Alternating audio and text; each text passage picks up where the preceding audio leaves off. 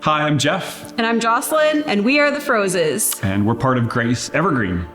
Jeff and I have been married for almost 17 years. We have 4 kids, 3 boys, 1 girl. Finally got my girl. Aiden is almost 14. Tristan just turned 12, and Rylan is 10, and Nikaya is 7. So I was born in Saskatoon, but in the middle of grade 7, my family moved to Lanigan. So it's a small town east of Saskatoon. Went there. I grew up in a family that we went to church. Memories of seeing my dad read the Bible all the time. And so we grew up in the church. But it wasn't until Bible school that I think for me, I really started to have that faith become my own. It was during that time when looking in scripture and being able to serve that I really said, I want to follow this. This is what I want. I want Jesus. I want to grow in this. I want to know more of this. And so for me, it was that shift. So it took a long time, for me, and a lot of people make the decision earlier, but for me, it probably took to the middle of Bible school where I said, this is what I want to do. I want to follow this. I grew up in Newhorst, a little village, with my mom, my dad, and my brother. We were a Christian home. My mom and dad loved Jesus. We were very involved in our church. We went to a very traditional Mennonite church. And then at the age of 8, my dad passed away. And that was a pivotal moment in my faith.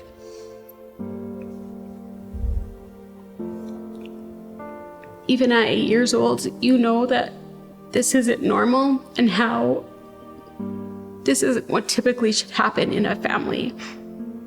And so a series of challenges after that. It was a bit much for my mom to be on an acreage alone. So she made the hard decision to move into Warman, which opened up a lot of opportunities. And God was very faithful in how he provided a new school for me at VCA, lifelong friends that I still have to this day. And God continued to be faithful, and God just continued to work on my very damaged and broken heart.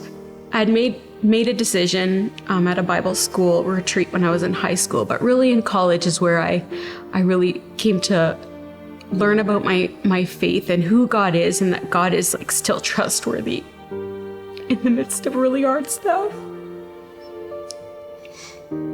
I did at one point in high school sense a kind of a desire to be in ministry, to be a youth pastor. I'd thought about that, and so I think I went to Bible school just for that. But I think I went more for the sake of it. I didn't know what I wanted to do, and so it was really during that time where so many things just God revealed to me, gifting and leadership and things like that. Identity issues kind of came out. I was through a program called Trek with MP Mission that I did, and for a whole year I lived outside of Canada, was in South America for the majority of it, Central and South America. And that was that for me was one of the biggest turning points of my life, where God just got a hold of me, and my identity in him was changed. I had this identity for so long of a negative self-identity because of bullying and so many other things that just was totally removed. There were so many different things that just affected me because of that. And I came back from that knowing that I wanted to be in ministry, knowing that I wanted to serve in that kind of a way. And so it just really opened up so many things for me. That was just a huge pivotal moment. I'm not saying I'm Joseph at all, but you can look back and see all these little things that look like, man, what's this happening? Why are these things happening? But God just used so much of these things for good, just to turn, just to get a hold of me. So that was really a neat experience for me. God is that's such a key thing for us when we look back on these last 3 years of being in Saskatoon, of how God has provided, and not just in family ways and community ways, but in just so many ways. We just look at how he's been so faithful and how he's provided for us. That's just been such a blessing for us being part of Grace Fellowship and seeing what God has done.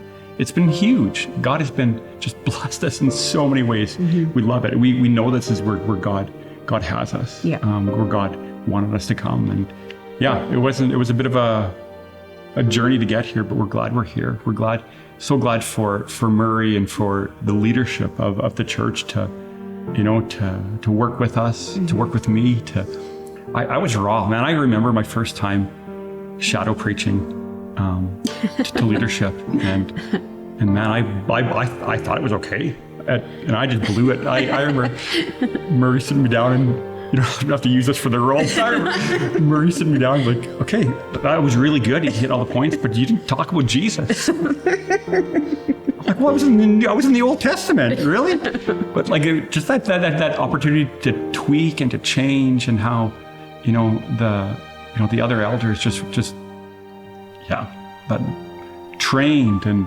discipled and worked with me was just so invaluable. It just was really, really good. Loved it. I love the way they make their focus is on making disciples. Love it how there's such a focus on the gospel.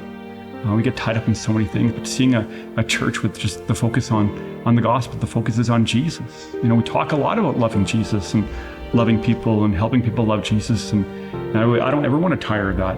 I don't want to tire of saying those three things, because there's so much truth in all of those things. I love the opportunity to also gather with the other ladies of Grace Fellowship. I'm part of the women's track that Murray is teaching, and just to see how God is working in this group of ladies, and how just being discipled with the gospel for ourselves. I think sometimes we get lost in our role as maybe being a pastor's wife, or some of that gets lost, and we forget to gospel ourselves, or to build a community. We're so worried about how other things look. How do I look beside Jeff? And this is just an opportunity where we get to dig into the scripture with other women, and just how much I've learned with that. I've really appreciated that over the past 2 years, being able to do that as well.